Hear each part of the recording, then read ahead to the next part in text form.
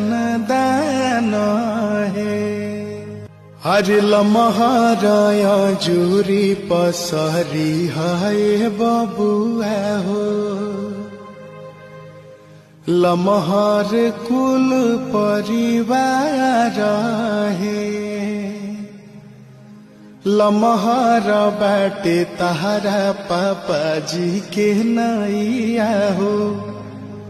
लमहर कुल खानदान है खानदान है हरे लमहराया जुरी पसरी है बबुआ हो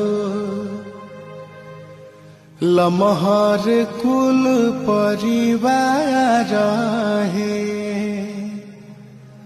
लमहर बाटे तहरा पापा जी के न